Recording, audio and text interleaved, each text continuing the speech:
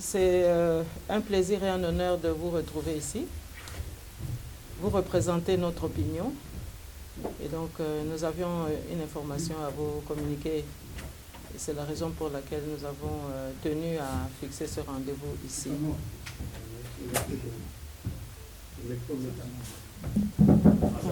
Ah, c'est là-bas que ça se règle, oui. Okay, oui. Alors, je tiens d'abord très sincèrement, mes chers frères et messieurs de la presse, à rendre hommage au peuple congolais, notre peuple, pour avoir pendant si longtemps tenu bon et pour avoir aussi exprimé à travers de multiples actions son courage, mais surtout sa volonté d'en finir avec le régime d'occupation qui caractérise aujourd'hui la République démocratique du Congo, notre pays. Je rends aussi hommage à cette soif de paix, parce que finalement c'est ça l'objectif. Nous voulons un pays où règne la paix, l'entente et la solidarité, de manière à ce que chaque communauté nationale puisse s'épanouir avec l'espoir d'avoir un avenir garanti pour sa progéniture. Bon, vous avez été assez fidèle, à mon avis, pour diagnostiquer le mal qui caractérise notre pays. Rien ne fonctionne, vous le savez. Nous sommes dans un pays de non-droit où les institutions sont illégitimes. Et donc, l'administration étant déficitaire depuis longtemps, nous avons en fait, depuis 2 ans, un régime qui, évidemment, s'acharne à rester en place par défi. Alors, face à cette situation, il y a eu plusieurs initiatives au sein de la diaspora pour essayer de s'organiser un peu, pour faire passer le message, parce que chacun était d'accord que le message de l'opposition patriotique, responsable, dynamique et radicale n'est pas entendu. En lieu et place, nous avons vu beaucoup de tergiversations, des négociations avec le régime d'occupation. Évidemment, dans ces cas-là, rien ne pouvait marcher. Et donc, ce constat d'occupation, c'est tout de même notre préoccupation majeure. Alors, face à ça, il y a des compatriotes qui, après avoir compté les dialogues, les conciliabules, les colloques, eh bien, ils se sont dit, il est quand même grand temps, maintenant que nous venons de perdre un patriarche qui était accepté de tous, même ceux qui ne partageaient pas toujours son idéal, M. Etienne Tshisekedi, il faudrait quand même que nous puissions avoir un leadership responsable qui puisse au moins canaliser nos aspirations. Et donc, fidèle aux différents rendez-vous auxquels j'ai toujours répondu, dans les différents colloques, dans les différents rassemblements, dans les différentes réunions, il y a des compatriotes qui nous ont sollicités pour que nous puissions répondre à cette élection qui a eu lieu et qui nous a confié des responsabilités. J'ai donc accepté avec le même état d'esprit que j'ai chaque fois accepté de participer aux différentes réunions organisées par l'opposition politique en diaspora. Nous avons donc pris ces responsabilités dans le souci d'aider, de rendre service, parce que finalement c'est l'éducation civique et politique que nous avons reçue. Aider son prochain, défendre l'intérêt général qui passe au-dessus des intérêts partisans. Parce que quand on défend l'intérêt général, évidemment on défend aussi l'intérêt individuel, puisque chacun retrouve son compte. Et c'est ça justement que beaucoup de nos compatriotes n'ont jamais compris. Les intérêts individualistes ne résolvent pas les problèmes du pays. Mais par contre, les intérêts généraux et le souci du patriotisme, c'est vraiment ça qui sauve chaque ménage, chaque famille, chaque communauté. Alors, on a souvent entendu en diaspora, oui, mais si vous, opposition, vous réclamez le départ de Kabila, mais qui va le remplacer? Et là encore, nous avons observé que des compatriotes de la diaspora ont apporté un argument qui s'oppose justement à cet attentisme, à ces interrogations. Évidemment, ils n'ont pas toujours rencontré l'assentiment de tous, mais certains ont avancé l'idée que nous ayons un administrateur de manière à ce que celui qui règne au pays par défi puisse être remplacé sans aucun problème. Alors, évidemment, ce schéma-là tarde à venir. Ce schéma-là, on en parle, mais parfois aussi on l'étouffe. Mais toujours est-il que, encore une fois, là aussi, le peuple congolais a démontré qu'il était capable de choisir un dirigeant et en tous les cas d'exprimer sa volonté. Alors, ce qui nous caractérise aujourd'hui, c'est que finalement, tout compte fait, nous sommes en train de courir après une deuxième indépendance. Et si nous voulons bien nous rappeler de l'histoire, la première indépendance en 1960, quelle était la caractéristique principale? C'est que nous avions les Congolais d'un côté qui se battaient pour leur souveraineté. Face à eux, il y avait la communauté internationale au sein de laquelle on retrouve la Belgique. Eh bien, aujourd'hui, pour cette deuxième indépendance, puisque nous sommes sous occupation, sous un néocolonialisme, mais utilisé par des bras africains, mais c'est toujours la logique de vouloir reconquérir la souveraineté nationale. La différence aujourd'hui, c'est que nous nous retrouvons, d'une part, il y a les Congolais, mais d'autre part, aujourd'hui, la communauté internationale n'est plus seule. C'est-à-dire qu'elle a aussi, avec elle, des Congolais. Et donc, vous avez une communauté internationale avec des Congolais qui sont opposés à d'autres Congolais. Et donc, le jeu est totalement déséquilibré. C'est une exclusion donc, qui a eu lieu depuis Sun City jusqu'à ce jour, où ceux qui devaient gouverner ont été exclus et ceux qui devaient rendre des comptes à la justice ont été actés comme des acteurs devant gouverner le pays. Et je pense que c'est là un des éléments fondamentaux que nous devons absolument maîtriser, parce que cela explique aussi beaucoup de choses aujourd'hui. Et donc ça veut dire que quand on dénonce la corruption dans le chef du régime de Kinshasa, mais ça veut dire aussi que c'est une corruption qui s'étale sur toute la panoplie de cette opposition au peuple congolais qu'incarne une certaine communauté internationale au sein de laquelle nous trouvons l'ancien pays colonisateur. Alors, je pense que devant ça, nous les Congolais, nous devons donc essayer de pallier au plus pressé. Et c'est la raison pour laquelle nous avons consenti au fait qu'il fallait cette fois-ci anticiper les événements. On a souvent reproché à l'opposition d'être toujours à la rescousse et d'être toujours en réaction et non pas en anticipation. Eh bien, nous avons pensé que toutes les solutions traditionnelles ont été absolument épuisées et qu'il n'y a plus aucune solution que l'on peut apporter dans un pays sous occupation en apportant toujours les mêmes remèdes.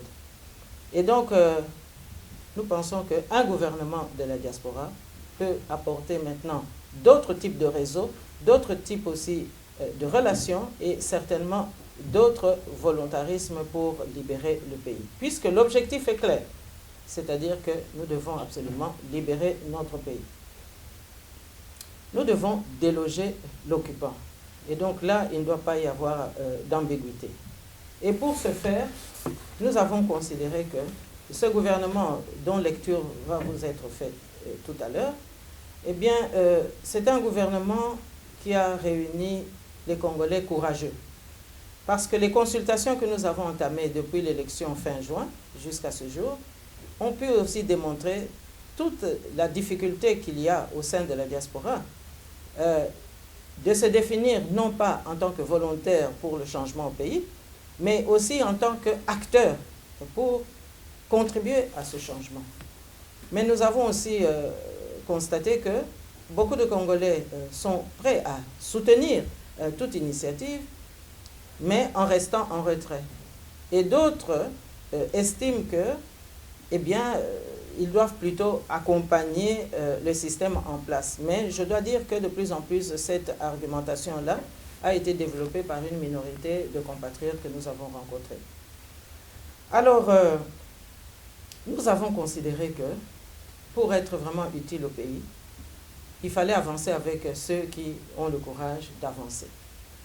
Nous avons tenu compte du rôle des femmes, nous avons tenu compte de toutes ces femmes que nous avons consultées, et l'ossature qui va vous être présentée répond au réalisme, à la réelle politique que nous avons rencontrée sur le terrain.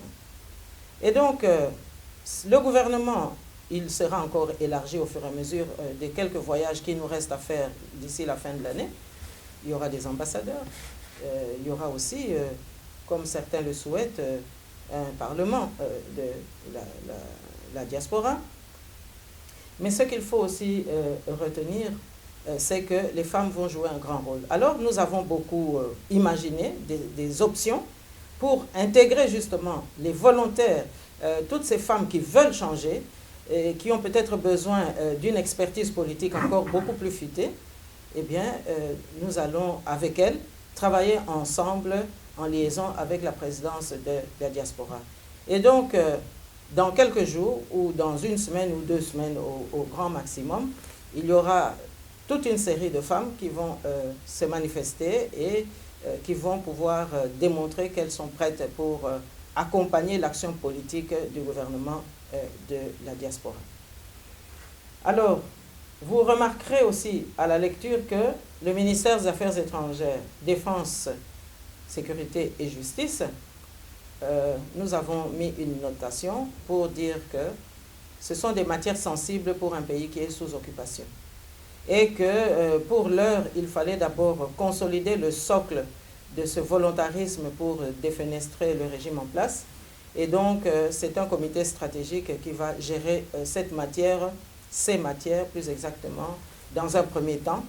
Mais vous constaterez aussi que l'action allant de l'avant, eh bien, progressivement, vous saurez exactement quel est l'état-major pour ce qui concerne l'armée, quel est l'état-major qui accompagne ce gouvernement, et surtout quels sont les tenants et aboutissants en matière de relations internationales pour agir efficacement. Et donc, nous aurons une diplomatie qui va être très, très active, évidemment, parce que ce comité restreint sera des nôtres dès le premier conseil du gouvernement le 15 septembre prochain, c'est-à-dire dans 3 jours. Et donc, je vais sans plus tarder laisser Madame Annie vous faire lecture des membres de ce gouvernement. Et j'ajouterai tout simplement le fait que nous avons d'ores et déjà nommé un ambassadeur aux États-Unis, puisque, si vous le savez bien, aujourd'hui la communauté internationale est en compétition entre l'Europe et les États-Unis en ce qui concerne le Congo. Les dés ne sont pas jetés, mais on voit très bien quelle est la tendance qui anime la communauté internationale regroupée autour des pays Schengen, et quelle est aussi la tendance qui anime la politique étrangère des États-Unis par rapport au Congo. Et donc, par rapport à ces 2 pôles-là, on a bien compris qu'il y a un grand travail à faire et que le prochain voyage que nous aurons à effectuer au mois d'octobre aux États-Unis aura bien besoin d'un relais pour que nous puissions être efficaces le plus vite possible. Alors, ensuite, nous pensons aussi que la porte est ouverte, car la lecture qui va vous être faite, ce n'est pas une porte fermée, mais au contraire, c'est une porte ouverte pour que les Congolais se réapproprient leur destin. Voilà, je vous remercie. Gouvernement de la diaspora congolaise, RDC. 160 avenue Jules Bordet, boîte 16, 1140, Bruxelles et Vert. Le gouvernement de la diaspora congolaise se chargera de mettre fin à l'occupation rwandaise, de restaurer la souveraineté de la République démocratique du Congo, la dignité du peuple congolais et la démocratie. Il est composé de ministre de la diaspora chargé des finances, M. Bernard Lutungu Mbona, ministre de la diaspora chargé de l'intérieur et de l'intégrité territoriale, M. Paul Kapita Chambangi, ministre de la diaspora chargé de la communication et de presse, M. Bruno Kasonga. 4. Ministre du gouvernement de la diaspora chargé de la promotion de la femme et du progrès social économique, Madame Bintou Nabindi Moulongo. 5. Ministre de la diaspora chargé de l'éducation nationale, M. Roger Poiti. 6. Ministre de la diaspora chargé de l'énergie, M. Fouele Diangui Toukwa. 7.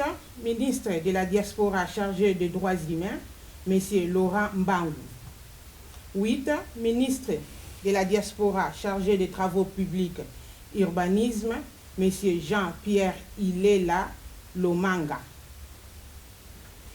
8. Ministre de la diaspora chargé du plan et de développement scientifique, M. José Zouzi Dianguienda. 9. Ministre de la diaspora chargé de la culture et de la sauvegarde du patrimoine, M.